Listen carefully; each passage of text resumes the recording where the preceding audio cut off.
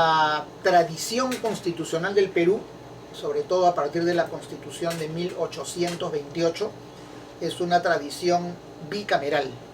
Vale decir que la Constitución histórica del Perú es bicameral, pues solamente las constituciones de 1823, que no llegó a regir,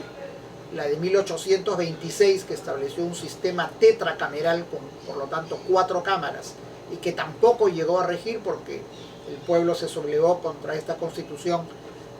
vitalicia, llamada así, que Bolívar propició,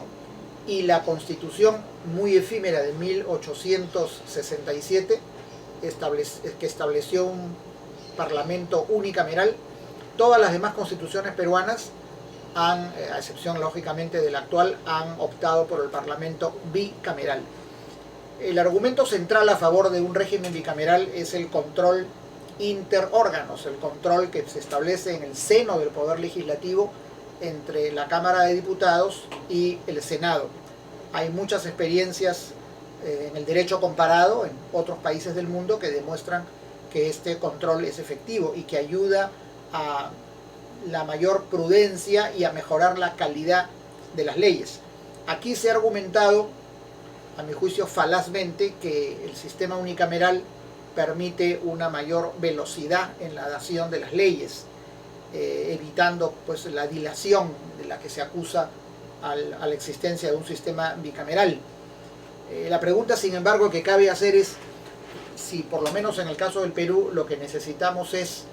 una mayor velocidad o una mejor calidad de las leyes. Hemos tenido experiencias muy recientes,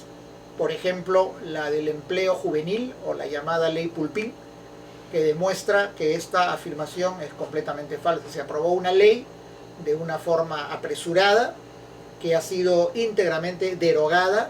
a los 2 meses de haber sido aprobada, después que muchos congresistas tuvieron que reconocer paladinamente que no la habían leído, que no sabían qué estaban aprobando y que se habían equivocado. Y podríamos poner otros ejemplos de muchas leyes dadas en el Perú en los últimos tiempos que a los pocos meses, incluso semanas de haberse dado, han sido corregidas, modificadas, reformadas, incluso en aspectos sustanciales, porque el texto originalmente aprobado adolecía de graves deficiencias. Esto quiere decir que no necesitamos una mayor velocidad en el proceso legislativo. Lo que necesitamos es una mayor calidad del proceso, y esto se logra con un sistema bicameral que permita un Senado que con otra composición política, es decir, con otro origen electoral distinto al de la Cámara de Diputados, pueda ejercer un control sobre lo que realiza la Cámara de Diputados. Por otro lado, la existencia del Senado permitiría un mejor funcionamiento de instituciones tan importantes como, por ejemplo, la acusación constitucional, que tradicionalmente ha tenido 2 etapas. Una etapa acusatoria o de investigación en la Cámara de Diputados y una segunda etapa decisoria, es decir, en la que se adopta resolución respecto a la acusación en el Senado. Esto se ha pretendido resolver en el reglamento del Congreso, desdoblando la Cámara única que tenemos actualmente entre la Comisión Permanente y el Pleno del Congreso, pero sin que esto haya demostrado ser realmente efectivo como sí lo era con un sistema bicameral. Ahora bien, obviamente que para que el sistema funcione, lo que necesitamos es que haya un origen electoral distinto. En el proyecto de bases de la reforma constitucional que se elaboró durante el gobierno de transición del doctor Paniagua, la comisión de la cual tuve el honor de formar parte,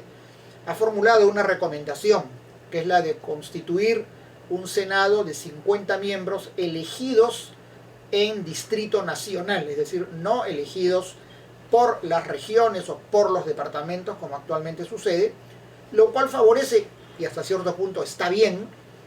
la elección de caudillos o de líderes locales con mucha influencia en áreas reducidas del espectro nacional, sino elegir a los senadores en un distrito nacional, lo cual va a estimular que sean figuras de ámbito nacional, de prestigio nacional,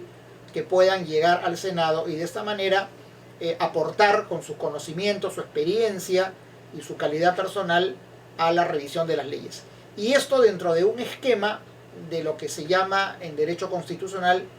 bicameralismo imperfecto, es decir, no se trata de duplicar totalmente las funciones. Creo que en el tema legislativo sí ambas cámaras deben intervenir, pero la Cámara de Senadores solo como cámara revisora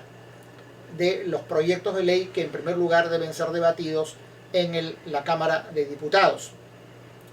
Pero dejando, como ya lo insinuaba la Constitución del 79,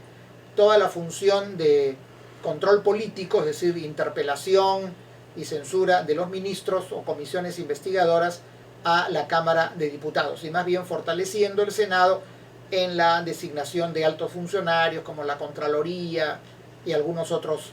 funcionarios de ese tipo. Creo que este sería un diseño adecuado para restablecer en el Perú un régimen bicameral que, volviendo a lo que dije al principio, tiene una larga tradición histórica. El unicameralismo, en las pocas oportunidades en que se ha ejercido, bueno, esta es la más larga de todas, no ha demostrado ser un sistema superior ni ha demostrado tener los méritos que sus defensores le atribuyen. Por el contrario, nunca como ahora el Parlamento ha tenido el grado de desprestigio que tiene, y esto ocurre ante un Parlamento unicameral. Yo creo que para restablecer niveles de aprobación y aceptación del Congreso necesitamos mejorar la calidad, mejorar su producción, y a mi juicio esto pasa inevitablemente por restablecer el Senado de la República en los términos en los que planteamos.